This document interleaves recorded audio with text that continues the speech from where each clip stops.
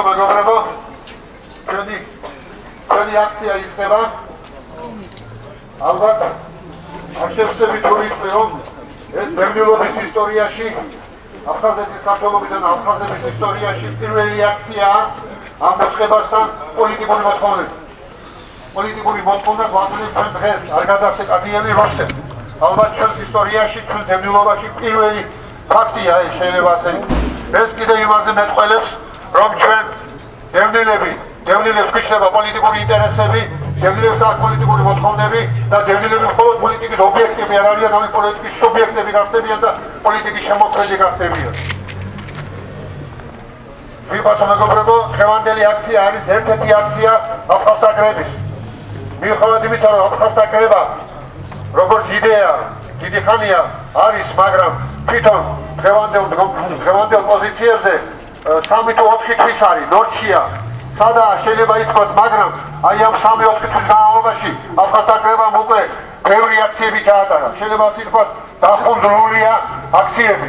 ეს იყო 27 სექტემბერს თბილისის კრება, 8 ნოემბერს ზუგდიდის კრება და 15 ნოემბერს მიიღო მონაწილეობა საჯარო აქციაში, გრანდიოზულ აქციაში, რომელიც ეძღვნებოდა გაპროტესტებას რუსეთის მიერ აფხაზეთის ანექსიას. ამ ხის განმავლობაში ჩვენ ყველაფერი გავაკეთეთ იმისათვის, რომ აი პროტესტი გამოგვეწვია დევნილ მოსახლეობაში. აი ეს ზუსტად ზუგდიდის კრების რეზოლუციის მოთხოვნაა, რომ ჩვენმა ხელისუფლებამ, ჩვენმა მთავრობამ არ ითანამშრომლოს ერთად, არა კოლაბორაციების, არა ერთად თანამშრომლობა. ზუსტად აქ ჯდება მოთხოვნა იმისა, რომ არ გადასცეს ჩვენმა ხელისუფლებამ კადიევი რუსეთს. კადიევი არის ახალგაზრდა კაცი, განათლებული პიროვნება, დაღესტანში უფლება დამცველი, ნატანჯი, ნატავები კაცი და თავი შეაფარა საქართველოს. ჩვენ არ გვაქვს უფლება ეს კაცი გადავწეთ რუსეთს. ამიტომ ვიკრიბებით აქ იმისათვის, რომ დევნილთა მინისტრმა მოაწეროს ხელი და მიენიჭოს მას პოლიტიკური სტატუსი. შესაბამისად პოლიტიკურ თავშესაფარზე უყოფილი იქნება. სხვა შორის ჩვენ დღევანდელი აქციით ზოგადად უპირისპირდებით რუსეთის კოლონიურ პოლიტიკას კავკასიაში. ყველაფერს აკეთებდა 200 წლის მანძილზე, რომ ერთმანეთს დავპირისპირებოდნენ კავკასიის ხალხი. მაგრამ ჩვენ არ გადავწყვეტ, ჩვენ ყველაფერს გავაკეთებთ იმისათვის, რომ კადიევი არ იქნას გადაცემული რუსეთისათვის და შესაბამისად ურთიერთობა არ გაუარესდეს კავკასია და ქართველებს შორის. მერწყმელეთ მოგებრობა, რომ ისტორიის ლოგიკა ასეთია, კავკასიიდან რუსეთი გავა და ამ დროს ჩვენ ამ პერიოდს, ამ ეპოქას, ამ დროს უნდა შევხვდეთ პირნათლად, რომ არ იყო დაპირისპირებული ერთმანეთთან. ვიფასო მოგებრობა, სხვათა შორის დღეს ძალიან ისეთი რთული დღეა. 25 წელი დამთავრდა და მე მინდა ეს აღნიშნა აუცილებლად 90 წელს, როდესაც ბაქოში საბჭოთა სისხლიანმა იმპერიამ სისხლის კალონალება შეიძლება ასე ითქვას. 20 იანვარს, ესე იგი, აზერბაიჯანელი ხალხი თავისუფლების ჩახშობა უნდოდა საბჭოთა იმპერიას. საბჭოთა იმპერია მაშინ კონვულსიებში იყო და დახოცეს სადღაც 140-მდე ადამიანი, 2000 დაჭრილი, უბრძოლ დაკარგულები. ამიტომ მე მინდა თქვენ გთხოვოთ, რომ პატივი მიიღოთ ამ ხალხის სოვნას. ეს არა მარტო აზერბაიჯანელი ხალხი, 9 წლის დაღუპული ხალხის სოვნას. აღმოსავლეთ ევროპაში საბჭოთა იმპერიის, რუსეთის იმპერიის წინააღმდეგ მებრძოლ ხალხთა სოვნას და ბალტიისპირეთში. გთხოვთ უთიერ დონორს.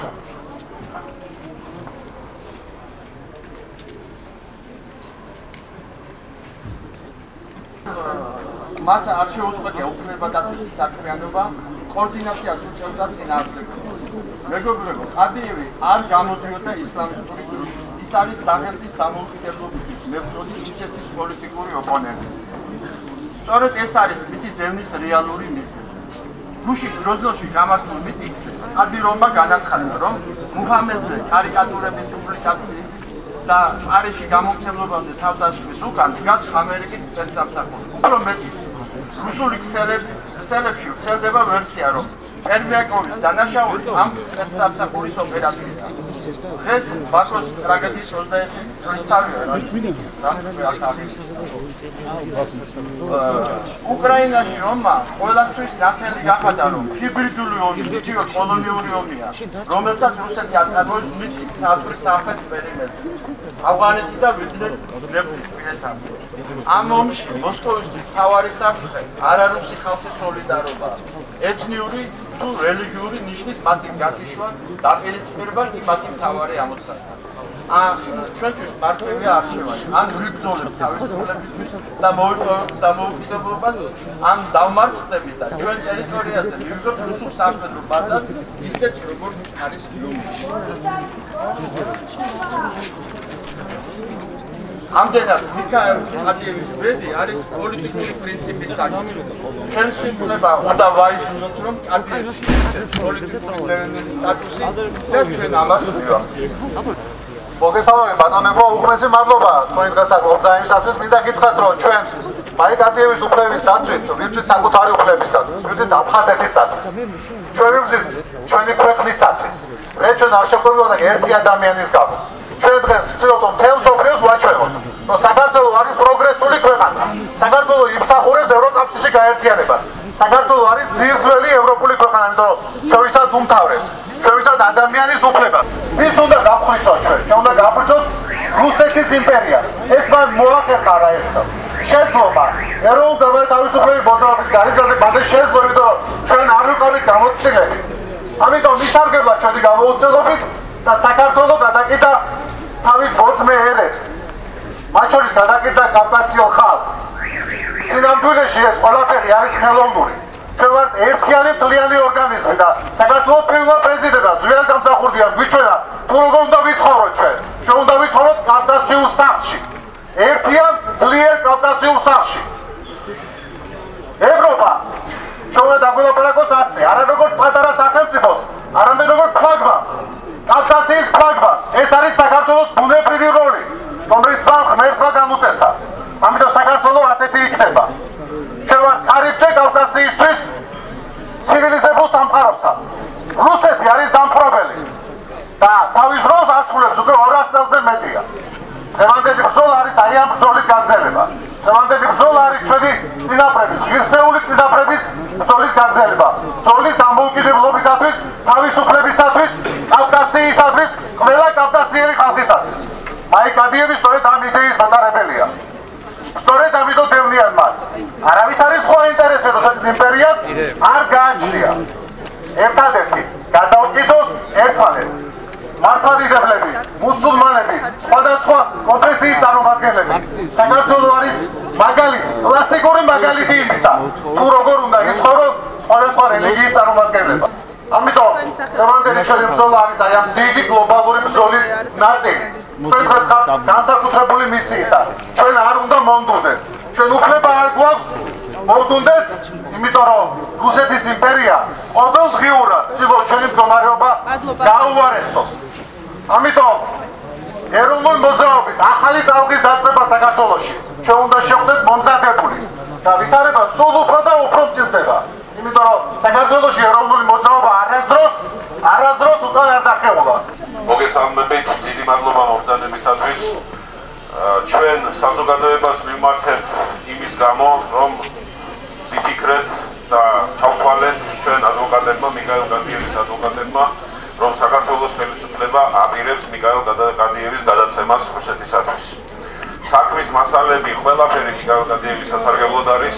იმის სასარგებლო რომ მან მიიღოს დოვლილი სტატუსი, მაგრამ საქართველოს ხელისუფლება კვლავინდებურად აგრძელებს მაამებლო კაპიტულანტურ პოლიტიკურ კურსს რუსეთის მიმართ, სურს ასიამოვნოს რუსეთს და გამზადებული ყავს ეს დაღესტნელი უფლებადამცველი გადასაცემა. მოგეხსენებათ, რომ მიქაელ ყადიევმა ხვალ არის პროცესი სააპელაციო სასამართლოში დოვლთა სამინისტრო მას უთხრა უარი დოვლილი სტატუსზე, რომელიც მას ავტომატურად იცავს ექსტრადიციისაგან. ვისაც აქვს დოვლილი სტატუსი, მას არ გადასცემენ არც ერთ სახელმწიფოს. იმისათვის, რომ მან მიმართა დოვლთა სამინისტროს, იმისათვის, რომ ესე იგი შეეჩერებია ექსტრადიციის პროცედურა. ამ რამდენიმე დღის წინ, 2 დღის წინ გამოვზანდა ქალბატონი ცოლუკიანი იუსტიციის მინისტრი და მან განაცხადა, რომ ის ხელს არ მოაწერს ყადიევის გადაცემას. ჩემი აზრით, მინისტრი თვალთმახცობს. იმდენად რამდენადაც მოქმედი კანონმდებლობით მას ესე იგი ამ პროცედურაში, ექსტრადიციის პროცედურაში მინისტრი მონაწილეობს 4-ჯერ. 3-ჯერ მან უკვე მიიღო მონაწილეობა და მიიღო მონაწილეობა რუსეთის სასარგებლოდ. პირველად, როდესაც მან მიიღო საექსტრადიციო დოკუმენტები, მას შეეძლო ეგრევე უარი ეთქვა. შემდეგ, როდესაც მეორეჯერ ის მონაწილეობს, ესე იგი, მაშინ, როდესაც გამოითხოვს დამატებით დოკუმენტაციას რუსეთისაგან. ეს მან არ გააკეთა, პრაქტიკულად არაფერი საქმე იქ არ არის და იურისტებმა ეს კარგად ვიცით.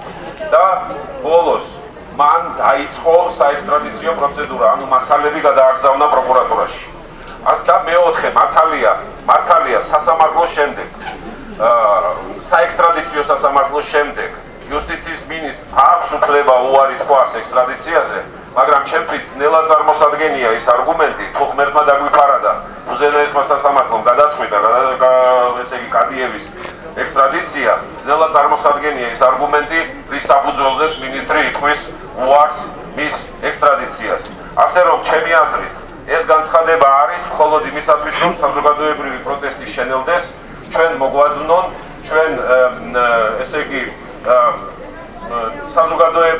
საზოგადოების ინტერესი ამ საქმის მიმართ არ იყოს და აქედან გამომდინარე უფრო გაადვილდეს რუსეთის აი ამ სურვილის შესრულებას. მე მინდა წაგიკითხოთ პატარა ამონარიდი მისი მიმართვიდან დაღესტნელ ხალხს და ეს ძალიან საყურადღებოა და რაღაც ანალოგები ჩვენ სიტუაციასთანაც არის.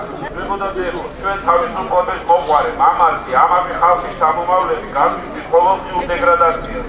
იქეთ რა უნდა ითქვა მოდულმასა, პრინციპებისა და მორალის გარეშე. ჩვენმა თუმილმა, მოდულმა მორჩილებამ წარმოშვა დავალობის სისტემა, რომლის განუყოფელი ნაწილისაა წამებები, გატაცებები, არალეგალური სიხეები, სასამართლოს გარეშე სიკვდილის დაჭრა. 2001 წელს გაიტაცეს და მოკლეს 187 ადამიანი, 2007 წელს 50, 2008 წელს 70, ხოლო 2009 წლის პირველ ნახევარში 99 ადამიანი. იყო ახალგაზრდა ნიშნავს მიეკუთვნებოდა რისკის ჯგუფს 2008 წლიდან დაღესტანში ყავენ ჟურნალისტებსაც, მაგრამ არც ერთი მკვლელობა გახსნილი არ არის. ვითარება იმიტომ რთულდება, რომ მართლ ელიტაში, როგორც ფედერალურ, ისე რეგიონულ დონეზე მიმდინარეობს შინდაბრძოლა.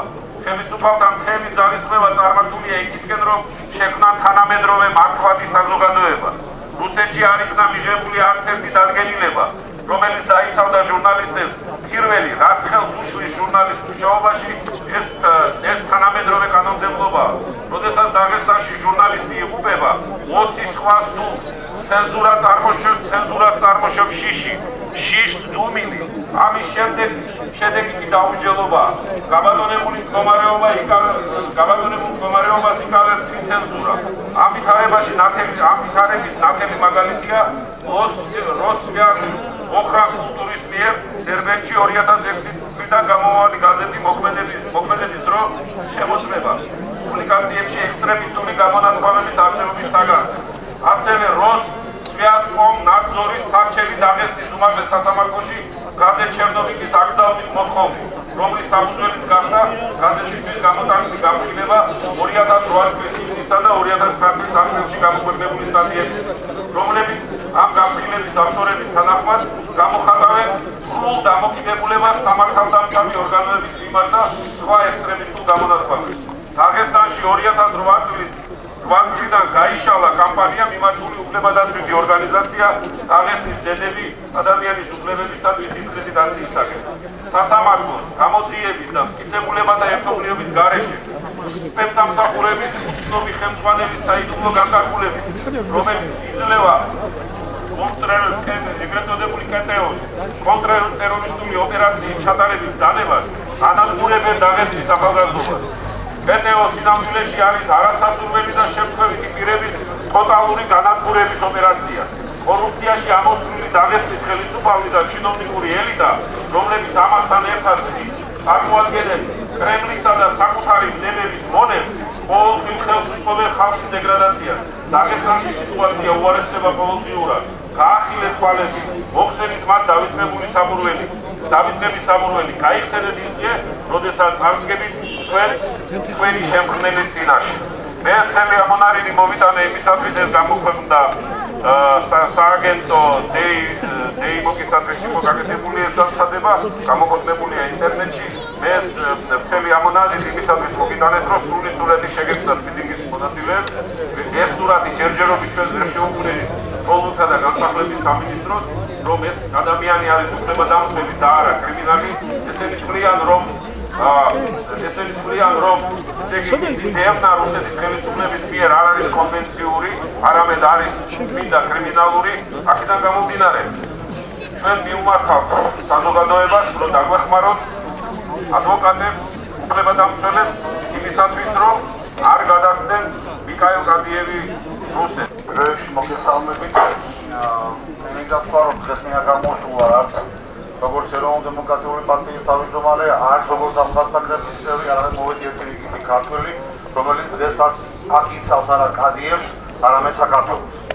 მე მინდა ჩემი საუბარი დავიწყო იმით, რომ ნებისმიერი ადამიანი, ნებისმიერი ქვეყანა, ნებისმიერი ერი, რომელიც ერთვის რუსეთის იმპერიას და პუტინის რეჟიმს, ის იცავს აფხაზეთს, ის იცავს ცხინვალის რეგიონს, ის იცავს საქართველოს დამოუკიდებლობა და ჩვენ სახელმწიფოებრიობას.